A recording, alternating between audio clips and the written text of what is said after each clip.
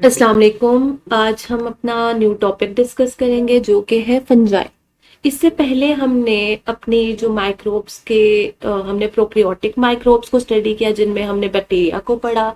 उसके बाद हमने ए सेलुलर माइक्रोब्स को पढ़ा जिनमें हमने वायरस को डिस्कस किया। अब हम यूकैरियोटिक माइक्रोब्स को डिस्कस करेंगे जो कि आपके होते हैं फंजाई। फंजाई का एक सेपरेट किंगडम है जिसमें हम जितनी भी इसकी स्पीशीज आती हैं उन सबको डिस्कस करते हैं। पहले जो प्रीवियस क्लासिफिकेशन के अकॉर्डिंग हम जो फंजाइज थे उनको ना प्लांट किंगडम में ही इंक्लूड करते थे। जब हम इन्हें प्लांट किंगडम में इंक्लूड करते थे इन्हें हम थैलोफाइट्स बोलते थे। अब ये जो थैलोफाइट्स या थैलस का वर्ड, ये जो थैलस का वर्ड हम इनके लिए यूज करते थे ये इस बेस पे करते थे कि ऐसे प्लांट्स जिनमें प्रॉपर रूट शूट और स्टेम नहीं है, ठीक है। और लेकिन उसके बाद हमने इसे सेपरेट किंगडम में क्लासिफाई किया और अब इनका एक प्रॉपर सेपरेट किंगडम है। जो फंगल स्पीशीज की अगर हम बात करें तो 90,000 प्लस हमारे पास फंगल स्पीशीज जो है डिस्कवर्ड है, जिनकी हमारे पास डिस्क्रिप्शन भी अवेलेबल है। और अगर हम दूसरी तरह देखें तो हमारे पास जो सजेस्टेड डाटा है वो 1.5 मिलियन स्पीशीज का भी अवेलेबल है। फंजाइज को अगर हम सिंपल वर्ड्स में डिफाइन करें तो ये बेसिकली आपके सेप्रोट्रॉपिक सेप्रोट्रॉपिक ऑर्गेनिजम्स हैं जो कि आपके माइक्रोस्कोपिक भी हैं और नॉन माइक्रोस्कोपिक भी हैं। बेसिकली इनमें यूकैरियोटिक नेचर का सेल होता है, इनमें एसेक्सुअल रिप्रोडक्शन भी होती है और सेक्सुअल रिप्रोडक्शन भी होती है। अब ना हम सबसे पहले इनकी ना कुछ क्लासिफिकेशन को देख लेते हैं, उससे आपको ना कुछ चीजें क्लियर हो जाएंगी। अच्छा, जो किंगडम फंजाई है उसे हम सब किंगडम्स में डिवाइड करते हैं जिनमें हमारे पास 3 मेन किंगडम्स आते हैं। एक इसमें आ जाता है जिम्नोमाइकोटा, दूसरे आपके आ जाते हैं ऊमाइकोटा और तीसरे आपके आ जाते हैं यूमाइकोटा। ये जो जिम्नोमाइकोटा है इन्हें हम मेक्सोमाइकोटास भी बोलते हैं, ठीक है।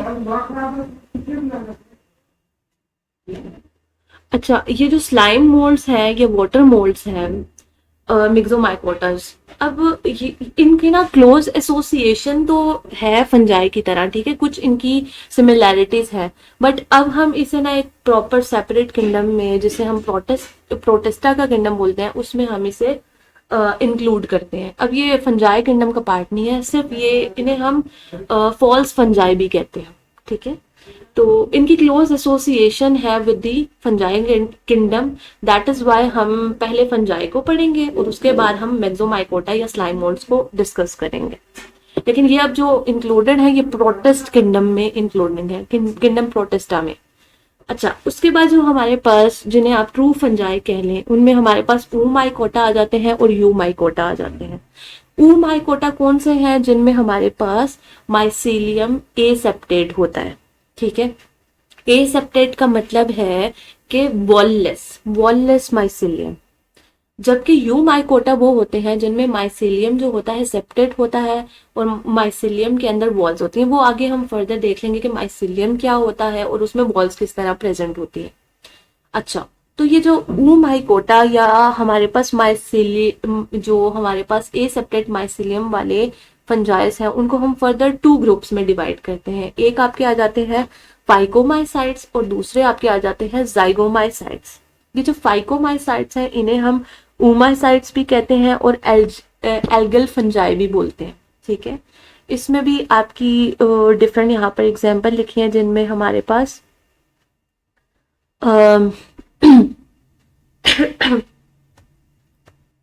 जिनमें आपके पास फाइटोफाइथोरा आ रहा है, एल्ब्यूगो आ रहा है, फाइथियम आ रहा है। उसके बाद आपके दूसरा आ जाता है जाइगोमाइसाइट्स। ये जो जाइगोमाइसाइट्स हैं इन्हें हम कॉन्जुगेट फंजाइज भी बोलते हैं। इनमें आपके पास राइजोपस आ जाता है और म्यूकोर आ जाता है। देन आपके पास आ जाता है नेक्स्ट सब किंगडम जिससे जो है यू माइकोटा का, जिसमें आपके पास सेप्टेट माइसीलियम होता है।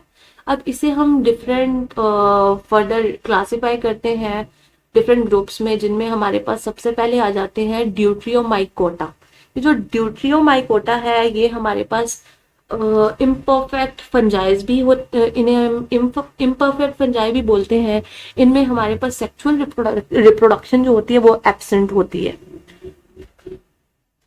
इसमें जो आपकी एग्जाम्पल आ जाती हैं वो हमारे पास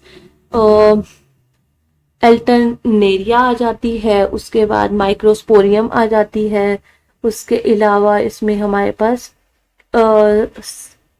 सर्कोस्पोरा की आ जाती है। देन हमारे पास आ जाता है ये एस्कोमाइकोटा का। एस्कोमाइकोटा जो होते हैं हमारे पास सैक फंजाई आ जाते हैं। सैक फंजाई में हमारे पास अस्परजिलस की, पेनिसिलियम की और न्यूरोस्पोरा की एग्जाम्पल आ जाती हैं। उसकी नेक्स्ट हमारे पास आती हैं बेसिडोमाइकोटा। बेसिडोमाइकोटा को हम क्लब फंजाई भी बोलते हैं। इनमें हमारे पास इसमें भी हमारे पास डिफरेंट एग्जाम्पल है, जिनमें हमारे पास, अच्छा हम कह रहे थे कि जो क्लब फंजाई है उसमें आपके पास पिसिसिनिया की, एस्टेरिलैगो की और ये एग्रीकस की एग्जाम्पल आ जाती हैं। उसके बाद हमारे पास आ जाता है माइकोफाइकोटा। इन्हें हम माइकोफाइकोटा भी बोलते हैं और इन्हें हम डुअल ऑर्गेनिजम्स भी बोलते हैं। ठीक है, अब ये जो डुअल ऑर्गेनिजम्स हैं इनमें आपके पास लाइकेंस की एग्जांपल्स आ जाती है, जिसमें आपके यूसीनिया भी आती है और परमीलिया भी आती है। इनका दूसरा नेम जो है माइकोफाइटा भी इन्हें बोलते हैं। और ये सब किस में आ रहे हैं, ये आपके यू माइकोटा में आ रहे हैं। अच्छा, ये बेसिक सी इनकी डिवीजन थी। अब हम आपकी बुक की तरफ चले जाते हैं, क्योंकि बुक में ना प्रॉपर आपको क्लास मिक्स करके उन्होंने बताया हुआ है, सो दैट अगर आप इस तरह से बेसिक आपको पता होना चाहिए कि इनके किंगडम्स, सब किंगडम्स कौन से हैं और उनके फिर आगे से कौन से डिवीजन है। अच्छा, अब आपकी बुक की तरफ आ जाते हैं, तो इधर आपको 4 मेजर डिवीजन दिए हैं, जिनमें आपके सबसे पहले जाइगोमाइसाइट्स आ रहे हैं। ठीक है, इधर भी हमने जाइगोमाइसाइट्स को पढ़ा है हमने ऊमाइकोटा के साथ। ठीक है, ये जो जाइगोमाइसाइट्स हैं अच्छा, ये जो जाइगोमाइसाइट्स हैं इन्हें हम ब्रेड मोल्ड्स भी बोलते हैं। इधर आपको राइजोपस की एग्जांपल दी हुई है। उसके बाद एस्कोमाइसाइट्स हैं जिन्हें हम सैक फंजाई, जैसे कि अभी हमने पढ़ा, इसमें हमारे पास एस्कोमाइसाइट्स की एग्जांपल आ जाती है। इधर थोड़े से ना स्पेलिंग का मिस्टेक है। अच्छा, उसके बाद हमारे पास आ जाती हैं बेसिडोमाइसाइट्स या बेसिडोमाइकोटा आपके क्लब फंजाई आते हैं। नेक्स्ट आपकी आ जाती है काइट्राइडियोमाइसाइट्स। जो काइट्राइडियोमाइसाइट्स आते हैं इन्हें काइट्राइडियोमाइकोटा भी बोलते हैं। इनमें आपके जो होते हैं मेंबर्स को काइट्राइड्स भी बोलते हैं। ठीक है, अच्छा, ये काइट्राइडियोमाइकोटा भी आते हैं और इसे हम क्लिट्रिडियोमाइसाइट्स भी बोलते हैं। ठीक है, अब ये जो इनकी आगे से काइट्राइड्स जो होती हैं बेसिकली ये इनका प्रोटोजोन्स एंड सिस्टर्स हैं, जो जिनमें फ्लैजेला प्रेजेंट नहीं होता।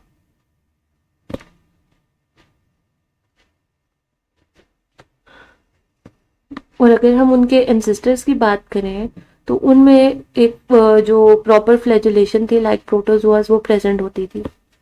अच्छा, अब यहाँ पर ना इस पिक्चर में आपको शो की गई है कि किसकी कितनी स्पीशीज अभी तक हमारे पास हमारे पास नोन है। ठीक है, नेक्स्ट जो है आपका आ जाती है हैबिटेट। हैबिटेट का मतलब होता है कि फंजाई को ग्रो करने के लिए कौन सी उसके लिए सूटेबल इन्वायरमेंट है। तो बेसिकली ये टेरेस्ट्रियल ऑर्गेनिजम्स है ये, लेकिन कुछ इसमें से स्पीशीज ऐसी हैं जो मेरीन और फ्रेश वाटर में भी प्रेजेंट होती हैं। अब इनके लिए जो फेवरेबल कंडीशन है वो है डैम्प मॉइस्ट प्लेसेस। अब ये डैम्प मॉइस्ट प्लेसेस पे ग्रो जल्दी करते हैं और डिकम्पोजिशन बेसिकली करते हैं ऑर्गेनिक मैटर की। फंजाई को अगर हम कंसिडर करें तो इसे हम डिकम्पोजर्स भी बोलते हैं। ठीक है, they are basically decomposer of our ecosystem. अच्छा, अब ये जो है प्लांट्स और एनिमल्स में डिजीज भी कॉज करते हैं। अब ये ना एसोसिएशंस बनाते हैं। अगर तो आपके फंजाई वेस्कुलर प्लांट्स के साथ एसोसिएशन बना रहे हैं तो उसे हम माइकोर्जी बोलते हैं। अगर ये जो फंजाई हैं ये एल्जीज के साथ और बैक्टीरियाज के साथ एसोसिएशन बनाते हैं तो उन्हें हम बोल देते हैं लाइकेंस। ठीक है, इनकी एसोसिएशंस का नाम है। क्योंकि ये रिलाई जो होलली एंड सोलली एक फंजाई करता है वो डेड ऑर्गेनिक वेस्ट पे ही करता है। डेड ऑर्गेनिक वेस्ट पे भी कर सकता है और लिविंग पे भी कर सकता है। ठीक है, तो होगी क्या, वो किसी दूसरे पे ही रिलाई करेगा, इसीलिए इन्हें हम सेफ्रोट्रॉप्स में कंसिडर करते हैं। एक आपके होते हैं ऑटोट्रॉप्स, एक होते हैं हेट्रोट्रॉप्स, एक होते हैं सेफ्रोट्रॉप्स।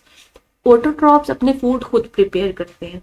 हेट्रोट्रॉप्स वो होते हैं जो होलली एंड सोलली ऑटोट्रॉप्स पे रिलाई करते हैं, ठीक है, as a source of food. But ये जो सेप्रोट्रॉप्स होते हैं ये सेप्रोट्रॉप्स आपके पास एक्सो एंजाइम्स रिलीज करते हैं। एक्सो एंजाइम्स का मतलब ये है कि ये certain types of enzymes release करते हैं जो कि आपकी जो भी वो मटेरियल है उसे क्या करता है, उसे डिके करने में, डिकम्पोज करने में हेल्प आउट करते हैं। जब वो डिकम्पोज हो जाता है तो उससे अपनी नीड के अकॉर्डिंग वाटर, न्यूट्रिएंट्स, नाइट्रोजन, जो भी फॉस्फेट, जो भी उन्हें रिक्वायर्ड होता है वो एब्जॉर्ब कर लेते हैं।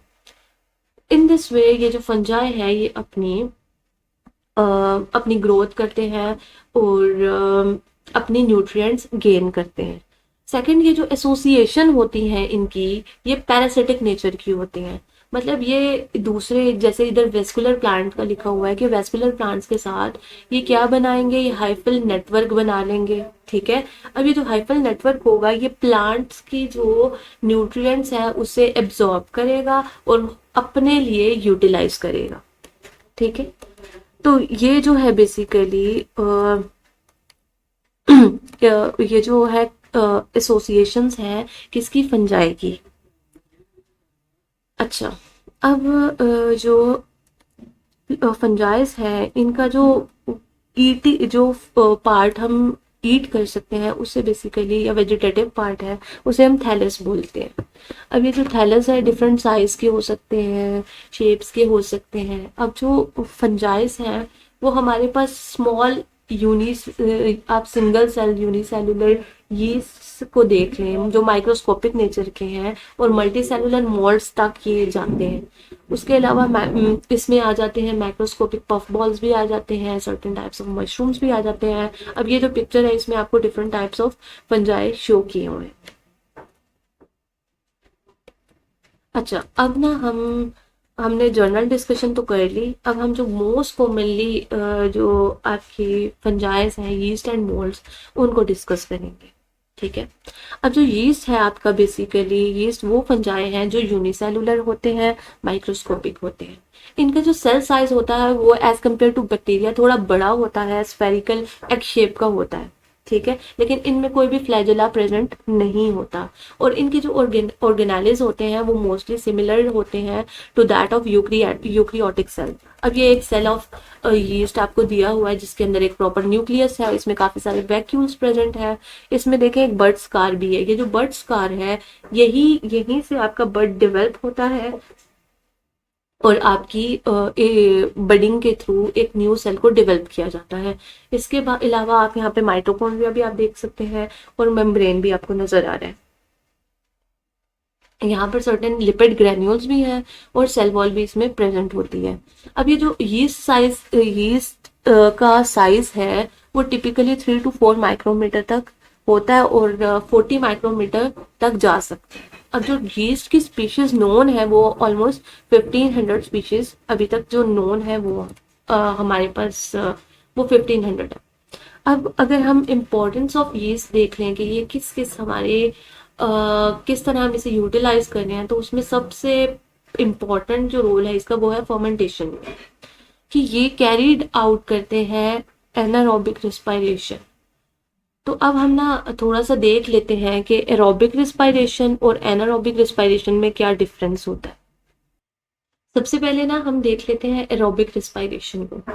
एरोबिक रिस्पायरेशन का मतलब ये होता है कि सेल आपकी कैसे एनर्जी जनरेशन करता है by using oxygen. Aerobic respiration में हमेशा आपका ऑक्सीजन यूज होगा और उसके रिजल्ट में आपकी क्या होगी, एनर्जी जनरेशन की जाएगी। इसके जो मेन स्टेप्स हैं उसमें आपके ग्लाइकोलिसिस आ जाता है, क्रेब्स साइकिल आ जाती है और इलेक्ट्रॉन ट्रांसपोर्ट चेन आ जाती है। ये जो ग्लाइकोलिसिस का प्रोसेस है ये आपके साइटोप्लाज्म में होता है, जिसमें आपके जो ग्लूकोज होता है उसको पायरोविक एसिड में सबसे पहले कन्वर्ट किया जाता है और इसके रिजल्ट में 2 मॉलिक्यूल्स ऑफ एटीपी जनरेट किए जाते हैं। देन आपकी आ जाती है क्रेब्स साइकिल, जिसे हम लैक्टिक एसिड साइकिल भी बोलते हैं। अब इसमें क्या होता है, इसमें आपकी कार्बन डाइऑक्साइड की जनरेशन होती है और जो आपके इलेक्ट्रॉन्स होते हैं उनको जनरेट किया जाता है। और ये जो क्रेब्स साइकिल का प्रोसेस है ये मैट्रिक्स ऑफ माइटोकॉन्ड्रिया में किया जाता है। देन आपकी आ जाती है इलेक्ट्रॉन ट्रांसपोर्ट चेन। अब ये जो इलेक्ट्रॉन ट्रांसपोर्ट चेन है ये माइटोकॉन्ड्रिया के ही मेम्ब्रेन में होती है। अब ये जो आपकी ये प्रोसेस है इसके रिजल्ट में आपके पास ऑलमोस्ट 36 एटीपी की जनरेशन होती है, एज वेल एज आपका ऑक्सीजन यूज किया जाता है और वाटर की प्रोडक्शन की जाती है। ये आपकी होती है सिंपल एरोबिक रिस्पायरेशन। ठीक है, अब इसका जो मेन पर्पस यही है, जनरेशन ऑफ एनर्जी। अब समटाइम्स ऐसा होता है कि आपके पास बॉडी में ऑक्सीजन की अवेलेबिलिटी नहीं है या लैक ऑफ ऑक्सीजन है। देन क्या होगा, देन आपके पास ये जो एनारोबिक रिस्पायरेशन की जाती है। अब हम एनारोबिक रिस्पायरेशन को देख लेते हैं। एनारोबिक रिस्पायरेशन में भी फर्स्ट स्टेप वही सिमिलर रहेगा। क्या हो रहा है, आपके पास ग्लूकोज की ब्रेकडाउन हो रही है और 2 मॉलिक्यूल्स ऑफ पायरोविक एसिड या पायरोवेट बनाया जा रहा है। अब ये जो पायरोविक एसिड है इस पर बॉडी में क्या होता है कि लैक्टेट डिहाइड्रोजिनेस एंजाइम एक्ट करता है और इसे लैक्टेट में कन्वर्ट कर देता है। ठीक है, और अगर इस पे अगर हम आउटसाइड बात करें अल्कोहलिक फर्मेंटेशन की, जिसकी आपकी बुक में एग्जांपल दी हुई है, तो उस केस में क्या होता है, इस पे हमारे पास अल्कोहल डिहाइड्रोजिनेस एंजाइम्स एक्ट करते हैं और इसे बेसिकली किस में कन्वर्ट कर देते हैं, इसे इथाइल अल्कोहल और कार्बन डाइऑक्साइड में कन्वर्ट कर देते हैं।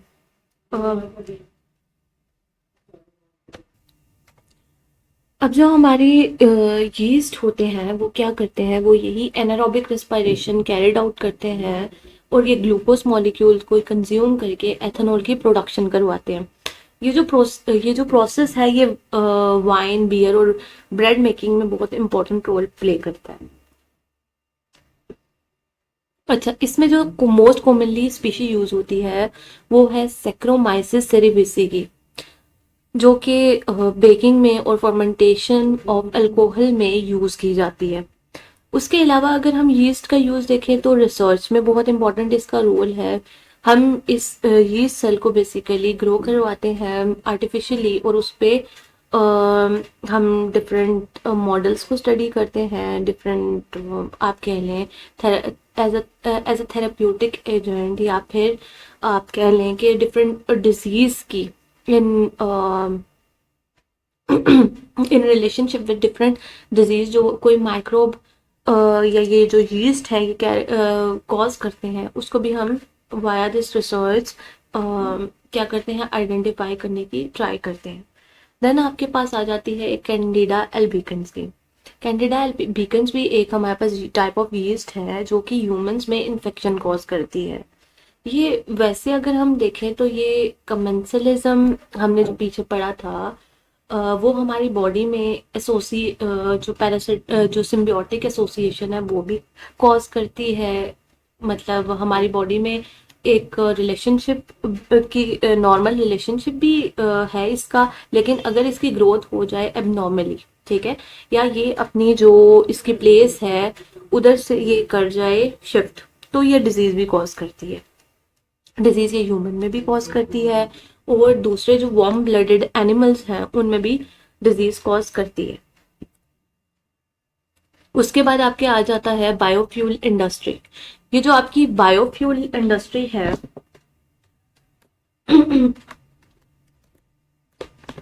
अगर आपकी बायोफ्यूल इंडस्ट्री को हम देखें तो उसमें हमारे पास एथेनॉल को यूज किया जाता है एज अ बायोफ्यूल, तो उसकी प्रोडक्शन में यीस्ट का बहुत इंपॉर्टेंट रोल है। देन है आपका spoilage of wine and spoilage of food. अब यहाँ पर सर्टेन स्पीशीज हैं यीस्ट की जो कि वाइन को खराब करती हैं या फूड को खराब कर देती हैं, उन पे ग्रो कर जाती हैं और उन्हें स्पॉइल कर देती हैं। तो उनको भी स्टडी करना बहुत इंपॉर्टेंट है, सो दैट हम उस वो ग्रो ना करे, इसके लिए कुछ प्रिवेंटिव मेजर ले सकें। तो इनमें जो मोस्ट कॉमनली स्पीशी है जो स्पॉइलेज ऑफ वाइन कॉज करती है, उसमें हमारे पास जाइगो सैक्रोमाइसिस है और हमारे पास ब्रिटेनोमाइसिस है। उसके अलावा अगर हम स्पॉइलेज ऑफ फूड की बात करें तो स्पॉइलेज ऑफ फूड ये किस तरह कॉज करती हैं, ये क्योंकि ग्रो कर जाती हैं लो पीएच पे, ठीक है। तो ये बेसिकली जो आपके प्रिजर्वेटिव्स भी उसमें एडेड हों, शुगर्स भी हों, ऑर्गेनिक सॉल्ट्स भी हों, उसके बावजूद भी ये क्या कर देती है, ये ग्रो कर जाती है लो पीएच पे और आपकी फूड को स्पॉइल कर देती है, ठीक है। मिथाइलिन ब्लू टेस्ट हम करते हैं बेसिकली यूज्ड सेल की आइडेंटिफिकेशन के लिए। अच्छा, उसके बाद ना हमने ये तो था हमारी जो जर्नल डिस्क्रिप्शंस थी, वो किसके बारे में थी, वो यीस्ट सेल के बारे में थी। अब हम अपने पढ़ेंगे मोल्ड्स के बारे में। यीस्ट जो था हमने कहा था कि यूनिसेलुलर है, यूनिसेलुलर फंजाई है, माइक्रोस्कोपिक इन नेचर है। मोल्ड्स जो है बेसिकली मल्टी सेलुलर फंजाई, ठीक है। ये माइक्रोस्कोपिक भी है और ये मैक्रोस्कोपिक भी है। अब इनमें क्या होता है, इनमें बेसिकली आपका एक हाइफी का नेटवर्क होता है। हाइफी क्या है, हाइफी आपके पास long branch thread like filaments हैं जिन्हें हम हाइफी बोलते हैं।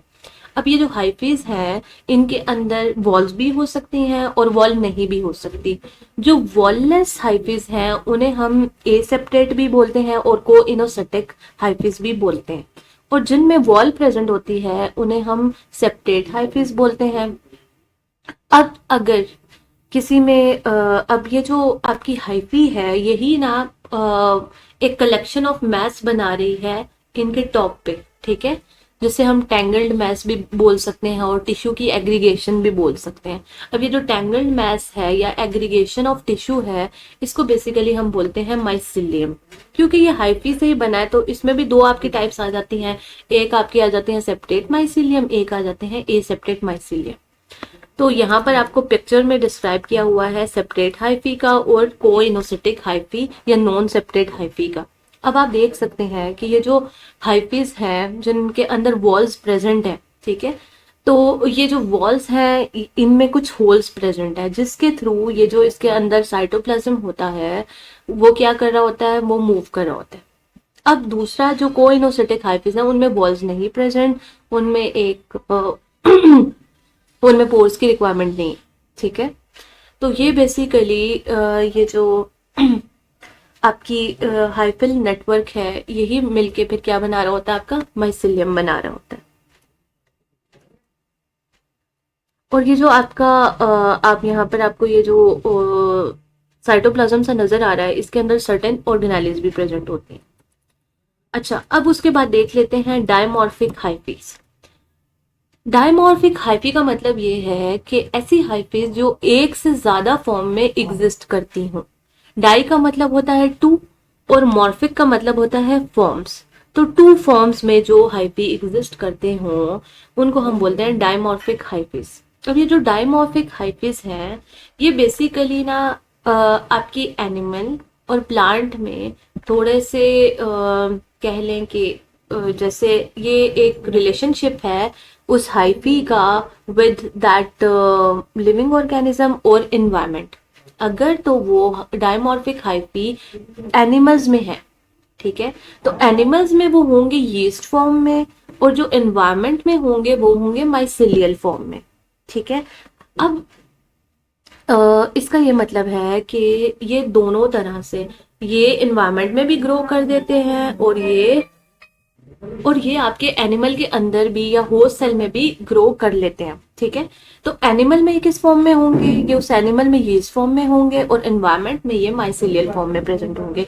अब ये जो शिफ्ट आता है, ये जो यीस्ट फॉर्म या माइसिलियल फॉर्म बनती है, क्यों बनती है, ये इस बेसिस पे बनती है कि आपकी न्यूट्रिशन की सप्लाई हो रही है या नहीं हो रही, आपका ऑक्सीडेशन रिडक्शन का पोटेंशियल कितना है, आपका टेम्परेचर कैसा है, आपका CO2 का टेंशन कितना है, ठीक है, और आपके पास क्या होस्ट सेल अवेलेबल है या नहीं है, ठीक है। तो अगर तो आपके पास होस्ट सेल अवेलेबल है तो वो क्या करेगा, उस होस्ट सेल में चला जाएगा और एज अ यीस्ट फॉर्म वो लिव करेगा उस होस्ट सेल में।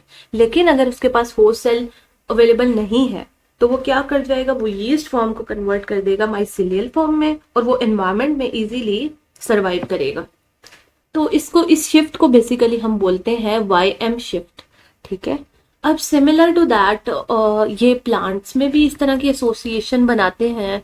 और जो प्लांट्स में और एनिमल की एसोसिएशन में डिफरेंस ये है कि हमने बोला था कि एनिमल्स में वो यीस्ट फॉर्म में होते हैं, लेकिन प्लांट्स में ना वो माइसीलियल फॉर्म में एग्जिस्ट करते हैं। और जब उनको प्लांट अवेलेबल नहीं होता तो वो इन्वायरमेंट में एज अ यीस्ट फॉर्म में सर्वाइव करते हैं। तो ये बेसिकली थी आपकी dimorphic hyphae in plants and animal. अब हम जो है बेसिकली ये जो आपके फंजाइज हैं इनका थोड़ा सा स्ट्रक्चर देखेंगे कि इनके स्ट्रक्चर में कौन कौन सी कौन कौन से कॉमन पार्ट्स प्रेजेंट हैं और इनके न्यूट्रिशन सोर्स कैसा है और हम इनका नेचर कैसा है। ठीक है। तो सबसे पहले हम इनकी सेल वॉल देख लेते हैं। जो सेल वॉल है आपकी फंजाई की वो बनी होती है काइटिन मटेरियल की। हमने बैक्टीरियल सेल वॉल का देखा था कि वो बनी हुई थी पॉलीसेकेराइड्स की, पेप्टाइडोग्लाइकेन्स की, जिनमें आपके पास नैम और नैग आ जाते हैं। जबकि वायरसेस में हमने देखा था कि वो कैप्सोमर से बनी हुई। अब इसमें जो है ये जो आपकी सेल वॉल ऑफ फंजाई है ये आपकी किसकी बनी हुई है, ये काइटिन मटेरियल की बनी हुई है। जबकि जो सेल प्लांट में होती है वो आपकी सेलुलोज और लिग्निन की सेल वॉल बनी होती है। सेकंड आपका आ जाता है न्यूट्रिशन के बेसिस पे हम इसे कैसे डिफाइन करते हैं। जैसे मैंने आपको थोड़ी देर पहले बताया कि ये बेसिकली सेप्रोट्रॉप्स है। सेप्रोट्रॉप्स ऐसे ऑर्गेनिजम्स को कहते हैं जो कि एंजाइम्स रिलीज करते हैं। और कौन से एंजाइम्स, एक्सो हाइड्रोलिटिक एंजाइम, यानी कि अपनी बॉडी से आउटसाइड एंजाइम रिलीज करेंगे।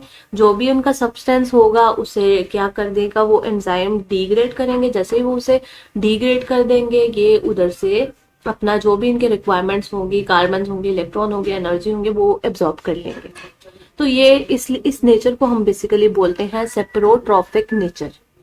उसके बाद आ जाता है आपका पैरासिटिक नेचर। अब ये जो है ऐसा ऑब्लिगेट पैरासाइट भी एग्जिस्ट करते हैं और फैकल्टेटिव पैरासाइट भी एग्जिस्ट करते हैं। अब ये जो ऑब्लिगेट पैरासाइट्स हैं उसमें ये क्या कर रहे हैं, ये प्लांट्स के साथ जो आप आप इस तरह देख सकते हैं इसे कि इन्हें होस्ट सेल ही चाहिए होता है सर्वाइवल के लिए। ठीक है। होस्ट सेल के बगैर वो वाली जो फंजाइज होंगे वो एग्जिस्ट नहीं कर सकते। अब इसमें क्या होते हैं, ऐसे फंजाई क्या करते हैं, आप अपनी ना हाइफीज को क्या करते हैं, डेवलप करते हैं। और उनके जो हाइफी की टिप्स होती हैं उन्हें बेसिकली होस्ट्रियाज बोलते हैं। और ये होस्ट्रियाज बेसिकली इंसर्ट कर देते हैं उस स्पेसिफिक होस्ट सेल में और वहां से ये क्या करते हैं, उस खुद को न्यूट्रिशन वगैरह की सप्लाई करते हैं। ठीक है। और इन रिटर्न उस ऑर्गेनिज्म को क्या करेंगे, वो जो भी है उसकी ग्रोथ को इनहेबिट कर देंगे और उसके सेल साइज को वो भी श्रिंक करेगा। ठीक है। इन रिटर्न उसे हार्म करें। जो फैकल्टेटिव पैरासाइट्स होते हैं ये हमारे पास दोनों तरह से सरवाइव कर सकते हैं। ये होस्ट सेल में भी सरवाइव करते हैं और ये ग्रोथ मीडिया में भी सरवाइव कर सकते हैं। अब इसमें जो हमारे पास एग्जांपल्स आती हैं वो लाइकेंस की आती हैं और माइकोर्जी की आती है, जो हम प्रीवियसली भी डिस्कस कर चुके हैं कि लाइकेंस में जो फंगस होती है वो एसोसिएशन बनाती है किसके साथ, एल्जीज के साथ। और जो माइकोर्जी होती है उसमें फंगस बनाती है एसोसिएशन किसके साथ, रूट्स ऑफ वेस्कुलर प्लांट्स के साथ। ठीक है। जरूरी नहीं है कि वो रूट्स के साथ ही बनाएगी, वो टिप्स के साथ भी बना सकती है। ठीक है। वो आपकी बेसिकली एंडोर्फिक फंगस होती है। अच्छा, उसके बाद हम इसका देख लेते हैं रिस्पायरेशन। अब ये रिस्पायरेशन एरोबिक रिस्पायरेशन भी कर सकते हैं, एनारोबिक रिस्पायरेशन भी कर सकते हैं। That is why they are called as facultative microbes. ठीक है। जो कि एरोबिक रिस्पायरेशन भी कर सकते हैं, एनारोबिक रिस्पायरेशन भी कर सकते हैं। और ये बेसिकली आपके ल्यूमेन ऑफ कैटल में भी प्रेजेंट होते हैं एज एन ऑब्लिगेटरी पैरासाइट। अब उसके बाद जो रिप्रोडक्शन अगर हम यीस्ट की देखें तो यीस्ट में मैंने आपको बताया था कि बडिंग के थ्रू होती है। बडिंग का मतलब ये होता है कि एक वो जो बर्ड स्कार था उस वाले रीजन पे एक आउटग्रोथ से डेवलप होगी, आउटग्रोथ ही फिर प्रॉपर सेल में कन्वर्ट हो जाएगी और वो सेल फिर जो मेन सेल होता है उससे डी अटैच हो जाता है, ठीक है। और इस तरह हमारे पास 2 डॉटर सेल्स बन जाते हैं। अब अगर हम मोल्ड्स की बात करें तो मोल्ड्स में आपकी एसेक्सुअल रिप्रोडक्शन भी होती है और सेक्सुअल रिप्रोडक्शन भी होती है। अब वो ना हम डायग्रामेटिकली आपको यहाँ पर शो किया है, उसी के थ्रू हम कर लेते हैं।